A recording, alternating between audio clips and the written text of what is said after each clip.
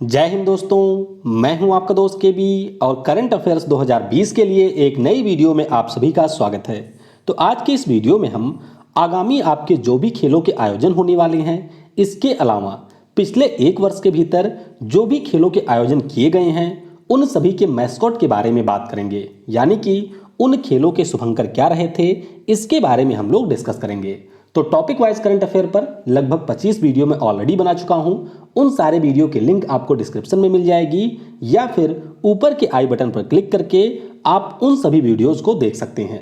और वीडियो अगर आपको पसंद आता है तो इसे लाइक करने के साथ अपने सभी दोस्तों के साथ में शेयर जरूर किया करें। तो चलिए शुरुआत करते हैं पहले प्रश्न के साथ में। 2022 में आयोजित किए जाने वाले शीतकालीन ओलंपिक खेल का शुभंकर क्या होगा? तो ध्यान रखिएगा, इसका शुभंकर होगा बिग ड्वेन ड्वेन। क्या? बिग ड्वेन ड्वेन इसका शुभंकर होगा। और आयोजन कहां पर होगा? तो शीतकालीन ओलंपिक खेल 2022 में 4 फरवरी से लेकर के 20 फरवरी तक चीन की राजधानी बीजिंग में आयोजित किया जाएगा। तो ये भी आपको ध्यान रखना है। वहीं पर अगर हम लोग बात करते हैं बिग ड्वेन ड्वेन की, तो ये आप देख सकते हैं, ये है बिग ड्वेन ड्वेन, जो कि एक जायंट पांडा है। और जायंट पांडा के बारे में मैं आपको ऑलरेडी बता चुका हूं कि यह चीन का राष्ट्रीय पशु है। तो ये होगा शुभंकर हमारे शीतकालीन ओलंपिक खेलों का, जिसका आयोजन 2022 में चीन के शहर बीजिंग में किया जाएगा। अगला प्रश्न है, शीतकालीन पैरा ओलंपिक गेम्स 2022 का शुभंकर क्या होगा? तो इसका शुभंकर होगा सुए रॉन रॉन। क्या होगा? सुए रॉन रॉन। तो इस प्रश्न का ऑप्शन सी करेक्ट होगा। अब बात करते हैं अगर हम लोग शीतकालीन पैरा ओलंपिक गेम्स 2022 का, तो आपको इसके बारे में भी ध्यान रखना है कि ये भी चीन के बीजिंग शहर में ही आयोजित किया जाएगा। कहां पर? चीन के बीजिंग शहर में इसका आयोजन किया जाएगा।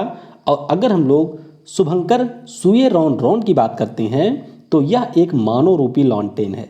यह देख सकते हैं आप, यह एक लालटेन है और ये रिप्रेजेंट करता है वहां की फसल की कटाई, यानी कि हार्वेस्ट की, लाइट की और इसके अलावा सेलिब्रेशन का। तो इन सभी का सिंबल है सुए रॉन रॉन।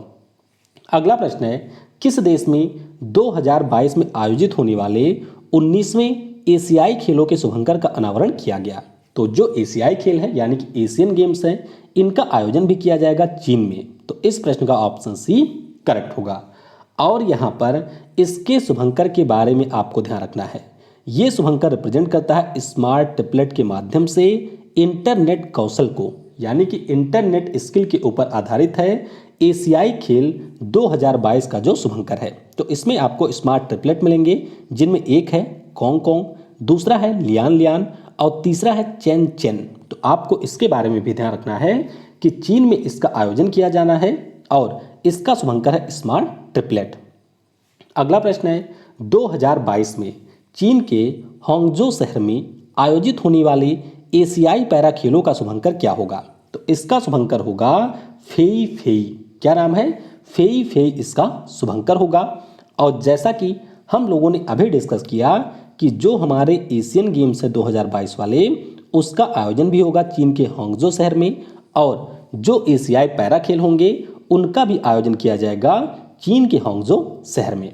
तो फेई फेई की बात करते हैं तो ये एक चीनी संस्कृति में डिवाइन वर्ड है, यानी कि एक प्रकार की चिड़िया है फेई फेई, जो कि एशियन पैरा गेम्स का शुभंकर होगा वर्ष 2022 के लिए। तो यहाँ से आप ये भी ध्यान रख सकते हैं कि 2022 में जो हमारे एशियन गेम्स होंगे, इसके अलावा जो हमारे शीतकालीन ओलंपिक खेल होंगे, उनका आयोजन चीन देश में किया जाएगा।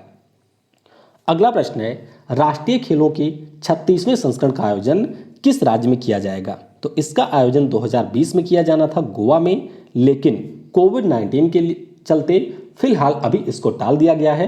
तो आपको ध्यान रखना है कि गोवा में इसका आयोजन होगा। और अगर हम लोग इसके शुभंकर की बात करते हैं तो यह है रूबीगुला। रूबीगुला जो कि गोवा की राजकीय पक्षी है और इसे हम लोग फ्लेम थ्रोटेड बुलबुल के नाम से भी जानते हैं। किस नाम से? फ्लेम थ्रोटेड बुलबुल के नाम से जानते हैं। और इसका अनावरण किया था हमारे जो खेल मंत्री थे किरण रिजिजू और वहाँ के सीएम प्रमोद सावंत ने। तो ये आप देख सकते हैं, ये है रूबीगुला पक्षी, जो कि राष्ट्रीय खेल गोवा में आयोजित किया जाएगा उसका मैस्कॉट है। यहां पर आप इसको और बड़ी इमेज में देख सकते हैं। 2021 में टोक्यो में आयोजित किए जाने वाले ग्रीष्मकालीन ओलंपिक खेल यानी कि ये हमारा समर ओलंपिक होगा, इसका भी आयोजन 2020 में किया जाना था, लेकिन कोविड-19 के कारण अब इसे 2021 में आयोजित किया जाएगा जापान के शहर टोक्यो में। और इसका शुभंकर होगा मिराई तोवा। क्या है? मिराई तोवा होगा इसका शुभंकर। तो मिराई तोवा की बात करते हैं तो पहले आप इमेज में देखिए, ये है मिराई तोवा और ये रिप्रेजेंट करता है जापान की पुरानी परंपराओं की, यानी कि जो भी ओल्ड ट्रेडिशन रहे हैं, इसके अलावा जो भी न्यू इनोवेशन रहे हैं, उन दोनों को एक समान रूप से रिप्रेजेंट करता है मिराई तोवा। मिराई तोवा शब्द की बात करते हैं तो ये दो जापानी शब्दों से मिलकर के बना हुआ है। एक है मिराई जिसका मतलब होता है फ्यूचर और एक है तोवा जिसका मतलब होता है इटर्निटी। तो ये भी आपको ध्यान रखना है। और 1964 के बाद में दूसरी बार टोक्यो में समर ओलंपिक का आयोजन किया जा रहा है। अगला प्रश्न है 2021 में टोक्यो में आयोजित किए जाने वाले ग्रीष्मकालीन पैरा ओलंपिक खेलों के शुभंकर क्या है? तो इसका शुभंकर होगा सोमाइती। क्या है? सोमाइती होगा इसका शुभंकर। तो इस प्रश्न का ऑप्शन सी करेक्ट होगा। अब आपको यह ध्यान रखना है कि जो हमारा समर ओलंपिक होता है ये होता है दो पार्ट में, एक हमारा होता है मेन इवेंट और एक हमारा इसमें होता है पैरा गेम्स। तो जो मैंने आपको बताया पहले वाला यानी कि जिसमें मिराई तोवा शुभंकर था वह हमारा मेन वाला ओलंपिक था, और ये जो है ये हमारा पैरा वाला ओलंपिक है, तो इसके लिए शुभंकर होगा सोमाइती। तो सोमाइती की बात करते हैं तो ये चेरी ब्लॉसम के पिंक पैटर्न के ऊपर आधारित है, और यहाँ पर आप देख सकते हैं सोमाइती को। सोमाइती की अगर हम लोग बात करते हैं तो यह एक शांत चरित्र को रिप्रेजेंट करता है, लेकिन जब जरूरत आती है उस समय इसके शक्तिशाली स्वरूप को भी देखने को मिलता है, यानी कि इसी को यह रिप्रेजेंट करता है। 13वें दक्षिण एशियाई खेलों का आधिकारिक शुभंकर क्या था? तो 13वां दक्षिण एशियाई खेल जो कि आयोजित किया गया था जापान में, और इसका शुभंकर था चिंकारा, जिसे हम लोग ब्लैक बक के नाम से भी जानते हैं। तो ये आपको ध्यान रखना है। और यहाँ से आपके लिए एक प्रश्न है, जो 13वां एशियाई खेल हुआ था दक्षिण एशियाई खेल, इसमें सबसे ज़्यादा पदक किस देश को मिले थे और उस देश को कितने पदक मिले थे, खास तौर पर गोल्ड, वो आपको नीचे कमेंट में बताना है, क्योंकि ऑलरेडी ये प्रश्न आपकी परीक्षा में पूछा जा चुका है। अगला प्रश्न है 2020 में गुवाहाटी में आयोजित किए गए तीसरे खेलो इंडिया यूथ गेम्स का शुभंकर क्या था? अब जो हमारा खेलो इंडिया यूथ गेम्स इस वर्ष आयोजित किया गया था कहाँ पर? असम के गुवाहाटी शहर में, जिसमें सबसे ज़्यादा पदक जीता था महाराष्ट्र ने। उसके लिए हमारा मैस्कॉट था जय और विजय। क्या था? जय और विजय इसका मैस्कॉट था। और अगर हम लोग जय की बात करते हैं, ये आप देख सकते हैं ये है जय भाई साहब, तो ये एक ब्लैक बक है यानी कि हिरण है। और विजय की बात करते हैं तो ये है एक टाइगर। तो इसके बारे में भी आपको ध्यान रखना है, ये प्रश्न भी ऑलरेडी परीक्षा में पूछा जा चुका है। अगला प्रश्न है 2022 में आयोजित होने वाले राष्ट्रीय खेलों का शुभंकर क्या है? तो 2022 का जो राष्ट्रीय खेल है ये आयोजित किया जाएगा मेघालय में, और इसका शुभंकर है क्लाउडेड तेंदुआ। क्या है? क्लाउडेड लेपर्ड, या फिर इसे हम लोग क्लाउडेड तेंदुआ के नाम से भी जानते हैं। तो 2020 में जो आपका गोवा में आयोजित होने वाला राष्ट्रीय खेल था उसका शुभंकर था रूबीगुला, और 2022 में जो होगा कहाँ पर? मेघालय में, इसका शुभंकर है क्लाउडेड लेपर्ड। तो ये आपको ध्यान रखना है। और क्लाउडेड लेपर्ड की बात करते हैं तो ये मेघालय का राजकीय पशु भी है। अगला प्रश्न है 2022 के फीफा विश्व कप के लिए आधिकारिक शुभंकर या फिर लोगो क्या है? तो ये एक ऑफिशियल लोगो है जिसे लॉन्च किया गया था पिछले वर्ष, और ये है सफ़ेद अरबी सॉल। क्या?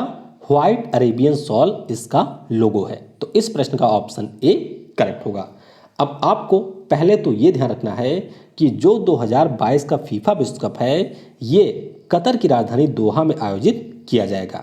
और अगर हम लोग बात करते हैं इस सफ़ेद अरबी सॉल की, तो ये जो सॉल है वह वहाँ की लोकल कल्चर को रिप्रेजेंट करता है। किसको?